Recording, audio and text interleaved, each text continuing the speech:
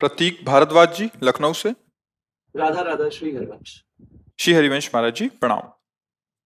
महाराज जी, पिछले बीते महीनों में वृंदावन आने की कृपा हुई और नियमित नाम जप कर रहा हूँ। जीवन में बहुत अच्छा परिवर्तन भी महसूस कर रहा हूँ। महाराज जी, प्रश्न ये है कि दीक्षा लेने के लिए क्या पात्रता होनी चाहिए और ये कैसे पहचाने कि कौन सही गुरु है हमारे लिए?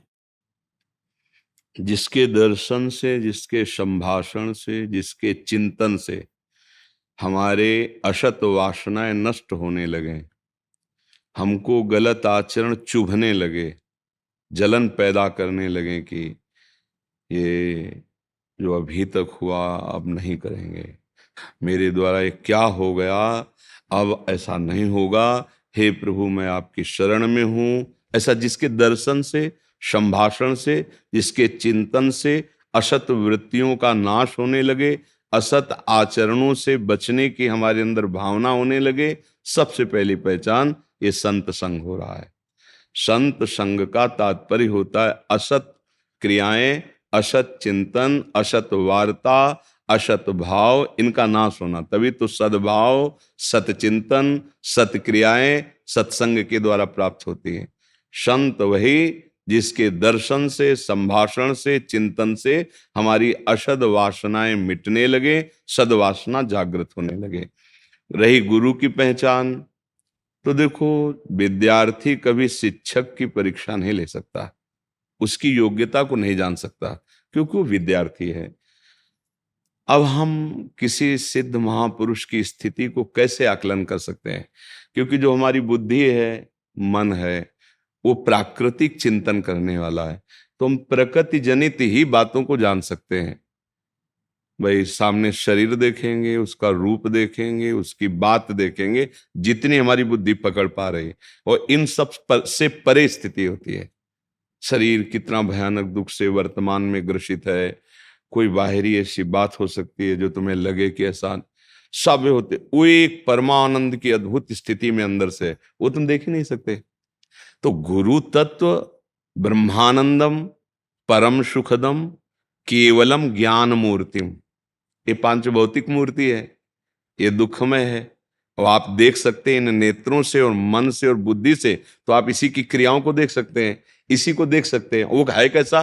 जो गुरु है वो ब्रह्मानंदम परम सुखदम केवलम ज्ञान मूर्तिम द्वंद्वातीतम गगन सदसम तत्वमस्यादि लक्ष्यम एकम नित्यम विमल अचलम सर्वधी साक्षिभूतम भावातीतम त्रिगुण रहितम सदगुरुम तम नमामि।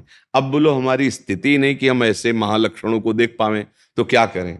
भगवान से प्रार्थना करें कि आप ही हमारे गुरु हो। गुरु ही भगवान होते, भगवान ही गुरु होते। कोई व्यक्ति किसी का गुरु नहीं बन सकता और गुरु कभी व्यक्ति नहीं हो सकता, दोनों बात समझ लिए।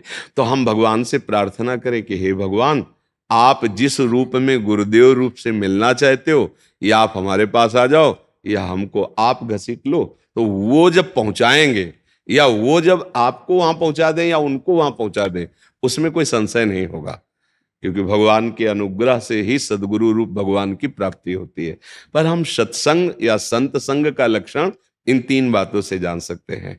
हाँ, हमारी क्रियाएं, हमारा चिंतन और हमारी जो भी भावनाएं, वो सब सत्य की तरफ चलने लगे, तो समझ ले कि हमारा संत संग हो रहा है। और यदि ऐसा नहीं, तो या वो संत नहीं है या फिर हम उनकी आज्ञा पालन नहीं कर रहे, दोनों बात हो सकती है। अब रसोई बना के दे दो, आप पाओ ना, तो फिर क्या है?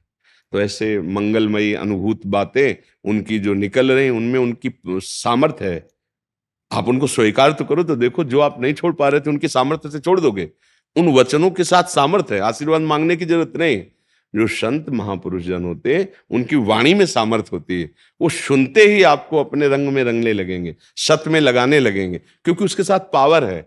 हाँ, यदि आप उनकी आज्ञा के विपरीत आचरण करेंगे, तो फिर जो पावर ग्रहण करने की सामर्थ्य वो हट जाएगी, फिर आप दसियों वर्ष उनके समीप रहो तो भी लाभ नहीं मिलेगा।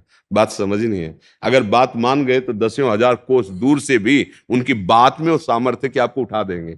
तो बकाया पूर्णतया परिचय तो जैसे भगवान के लिए सोई जाने जे देव जनाई, ऐसे संतों के लिए है, वो अपना स्वरूप जनवा दें तो आप जान जाओ, नहीं तो ऐसे नहीं जाना जा सकता, क्योंकि मन बुद्धि नेत्र हमारे जो भी है ये सब प्राकृतिक है और स्थिति चिदानंद होती है। तो चिदानंद में स्थिति को चिदानंद के द्वारा ही जाना जा सकता है। तो सोई जाने जे देव जना अगर जान गए तो जानत तुम्हें तुम्हें तुम वही हो जाओगे जो वो है, बस ये।